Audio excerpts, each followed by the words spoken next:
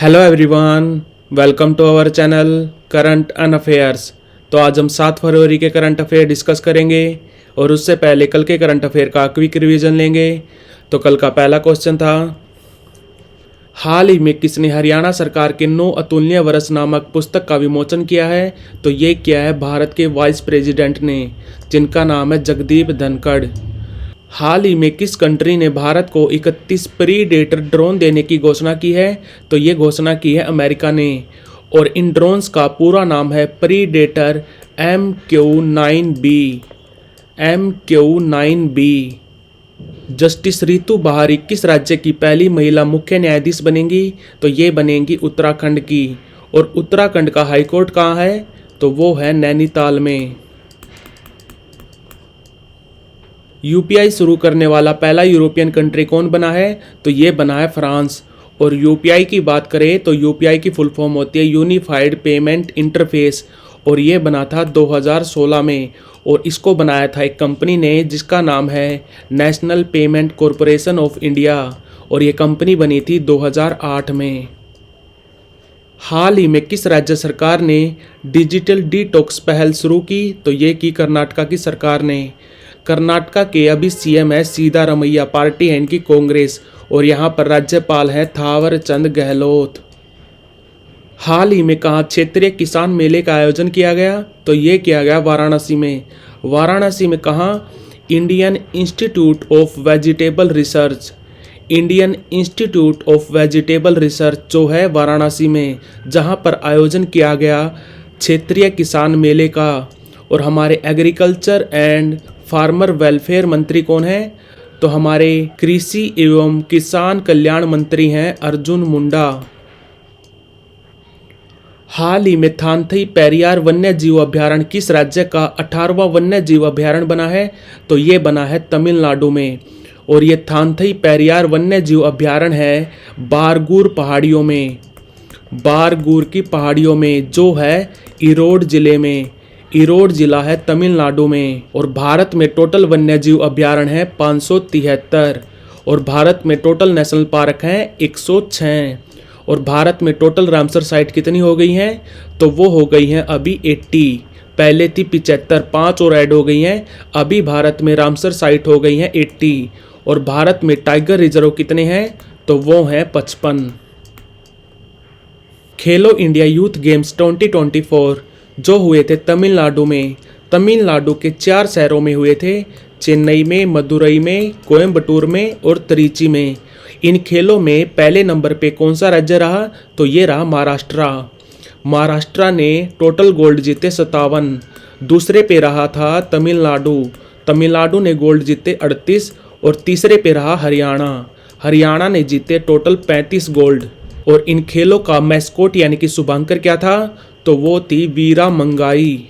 Mascot का नाम याद रखना, वीरा मंगाई। FIH यानी कि international hockey federation hockey 5S world cup किसने जीता? तो पुरुषों में और महिलाओं में दोनों में जीता नीदरलैंड ने।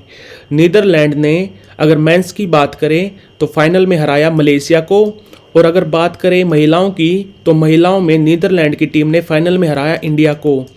और ये हॉकी 5S वर्ल्ड कप हुआ था ओमान की कैपिटल मस्कट में, ओमान की कैपिटल मस्कट में। टॉमटॉम ट्रैफिक इंडेक्स 2023 में पहले नंबर पे कौन सा सिटी रहा? तो ये रहा लंदन। और ये इंडेक्स बताता है कि ट्रैफिक की वजह से किस शहर में कितना टाइम वेस्ट हुआ। इस इंडेक्स के हिसाब से सबसे ज़्यादा ट्रैफिक में टाइम वेस्ट होता है लंदन में।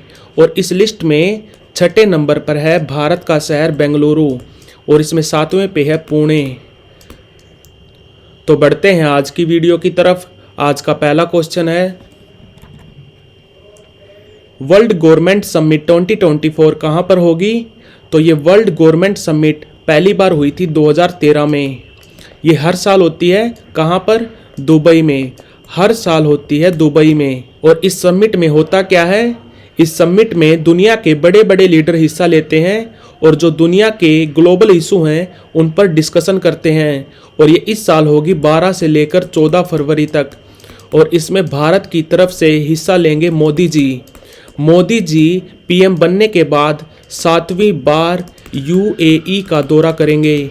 तो आंसर है इसका दुबई। और 13 फरवरी को मोदी जी एक हेलो मोदी इवेंट होगा अबू धाबी में। हेलो मोदी इवेंट होगा अबू धाबी में, उसको भी एड्रेस करेंगे मोदी जी। और 14 फरवरी को यूएई का पहला हिंदू मंदिर BAPS हिंदू मंदिर का उद्घाटन भी करेंगे मोदी जी 14 फरवरी को। तो ये सब भी आपको याद रखना है। और अगर बात करें यूएई की, तो यहाँ पर प्रेसिडेंट कौन है, तो वो है MBZ, शॉर्ट में बोलते हैं MBZ, मोहम्मद बिन जयाद। तो वर्ल्ड गवर्नमेंट समिट 2024 कहाँ पर होगी, तो ये होती है दुबई में। Outstanding business woman of the year 2023 किसको दिया गया, तो ये दिया गया बीना मोदी को।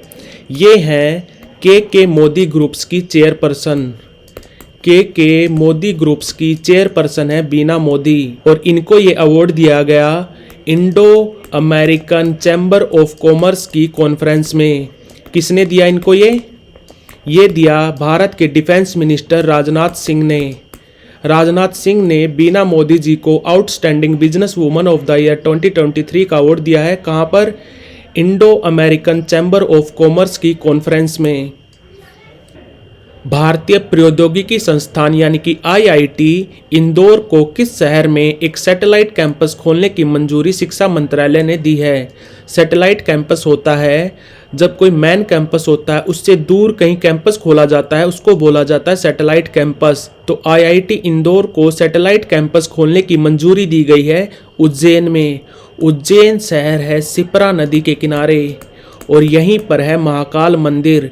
और उज्जैन में अभी थोड़े दिन पहले भारत की पहली फूड स्ट्रीट जिसका नाम था प्रसादम, भारत की पहली फूड स्ट्रीट जिसका नाम था प्रसादम, इसका उद्घाटन भी हुआ था उज्जैन शहर में। और बात करें अगर IIT की, तो भारत में टोटल IIT हैं 23। भारत की पहली IIT बनी थी IIT खड़गपुर, साल था 1951। और भारत की पहली IIT जिसने विदेश में कैंपस बनाया था उसका नाम था IIT मद्रास। IIT मद्रास ने अपना विदेश में कैंपस लगाया था कहाँ पर, तंजानिया के जंजीबार शहर में। तंजानिया के जंजीबार शहर में। और IIT मद्रास अपना नया कैंपस बनाएगा कैंडी में भी। कैंडी है श्रीलंका में। IIT मद्रास अपना नया कैंपस कैंडी श्रीलंका में बनाएगा। और बात करें अगर भोपाल की, तो भोपाल में एक स्किल पार्क खुला है जिसका नाम है Sant Shiromani Ramdas global skill park. Bhopal में एक स्किल पार्क बना है जिसका नाम है Sant Shiromani Ramdas global skill park, ये भी याद रखना। हाल ही में भारतीय नौसेना ने साल 2024 को कौन सा वर्ष घोषित किया है, तो ये किया है ईयर ऑफ नेवल सिविलियन, यानी कि नौसेना से जुड़े हुए नागरिकों का साल होगा 2024। ये घोषणा की है हमारी नौसेना ने। और हम नौसेना डे मनाते हैं 4 दिसंबर को। और इसका लास्ट ईयर ऑफिशियल सेलिब्रेशन हुआ था सिंधुदुर्ग में। सिंधुदुर्ग है महाराष्ट्र में। और अगर बात करें आर्मी की, तो हम आर्मी डे मनाते हैं 15 जनवरी को। और इस साल इसका ऑफिशियल सेलिब्रेशन हुआ था लखनऊ में। और आर्मी ने साल 2024 को घोषित किया है ईयर ऑफ टेक्नोलॉजी एब्जॉर्प्शन, ये भी याद रखना। और बात करें अगर UN की, तो UN ने साल 2024 को घोषित किया है international year of कैमलिड्स। International year of कैमलिड्स, तो आंसर है इसका ईयर ऑफ नेवल सिविलियन। अंतर्राष्ट्रीय मुद्रा कोष द्वारा हाल ही में जारी वर्ल्ड इकोनॉमिक आउटलुक अपडेट 2024 के अनुसार साल 2024 और साल 2025 में भारत की GDP विकास दर क्या होगी, तो ये होगी 6.5%। ये कहना है IMF का। और अगर बात करें पूरे विश्व की, यानी कि ग्लोबल GDP ग्रोथ रेट, ये होगी साल 2024 के लिए 3.1% और साल 2025 के लिए होगी 3.2%। ये कहना है IMF का। और भारत की दोनों साल विकास दर रहेगी 6.5%। और बात करें अगर IMF की, तो इसका हेडक्वार्टर है वॉशिंगटन DC में। और अभी इसकी MD हैं क्रिस्टिलिना जॉर्जिवा। और यहाँ पर डिप्टी एमडी हैं भारतीय मूल की गीता गोपीनाथ। डिप्टी एमडी हैं गीता गोपीनाथ और मुख्य अर्थशास्त्री हैं पायरे ओलिवर गोरी नचास। पायरे ओलिवर गोरी नचास हैं मुख्य अर्थशास्त्री आईएमएफ में, ये भी याद रखना। और आईएमएफ की रिपोर्ट के अनुसार साल 2024 और 25 में भारत की जीडीपी ग्रोथ रेट होगी 6.5%। ट्रांसपेरेंसी इंटरनेशनल द्वारा हाल ही में जारी करप्शन परसेप्शन इंडेक्स 2023 में भारत का स्थान क्या है? तो भारत का स्थान है इसमें 93। और ये ट्रांसपेरेंसी इंटरनेशनल ये एक संगठन है, इसका हेडक्वार्टर है बर्लिन में, कैपिटल ऑफ जर्मनी में। और ये इंडेक्स स्कोर देता है 0 से लेकर 100 तक। 0 का मतलब है कि यहाँ पर बहुत ज़्यादा भ्रष्टाचार है और 100 का मतलब है कि भ्रष्टाचार ना के बराबर है। और भारत का रैंक रहा इसमें 93 और स्कोर रहा 39। और इस इंडेक्स में पहले पे रहा डेनमार्क को स्कोर मिला 90, दूसरे पे रहा फिनलैंड और तीसरे पे रहा न्यूजीलैंड। और इस लिस्ट में सबसे लास्ट रैंक है सोमालिया का रैंक है 180 और पहले नंबर पे है डेनमार्क और भारत का रैंक रहा इसमें 93। हाल ही में संजय वर्मा को संघ लोक सेवा आयोग यानी कि यूनियन पब्लिक सर्विस कमीशन का सदस्य बनाया गया है। तो यूपीएससी में टोटल मेंबर कितने होते हैं? तो यूपीएससी में टोटल मेंबर होते हैं 10 मेंबर होते हैं, एक चेयरमैन होता है। और अभी थोड़े दिन पहले सील वर्धन सिंह जी को भी यूपीएससी का मेंबर बनाया गया था। सील वर्धन सिंह इनको भी यूपीएससी का मेंबर बनाया गया था। और अभी बनाया गया है संजय वर्मा को। और बात करें यूपीएससी की, तो यूपीएससी कब बना था? तो ये बना था 1 अक्टूबर 1926 को। और इसका हेडक्वार्टर है ढोलपुर हाउस दिल्ली में, हेडक्वार्टर है इसका दिल्ली में। और अभी इसके चेयरमैन है मनोज सोनी। तो आंसर है इसका 10। हाल ही में न्यायमूर्ति प्रतिनिधि श्रीनिवासाचार्य दिनेश कुमार, इनका शॉर्ट में नाम है पीएस दिनेश कुमार किस हाई कोर्ट के चीफ जस्टिस बने हैं? तो ये बने हैं कर्नाटका उच्च न्यायालय के, यानी कि कर्नाटका हाई कोर्ट के चीफ जस्टिस बने हैं पीएस दिनेश कुमार। और इनसे पहले कर्नाटका हाई कोर्ट के चीफ जस्टिस थे पीबी वराले अभी सुप्रीम कोर्ट में जज बन चुके हैं। सुप्रीम कोर्ट में टोटल जजों की संख्या होती है 34।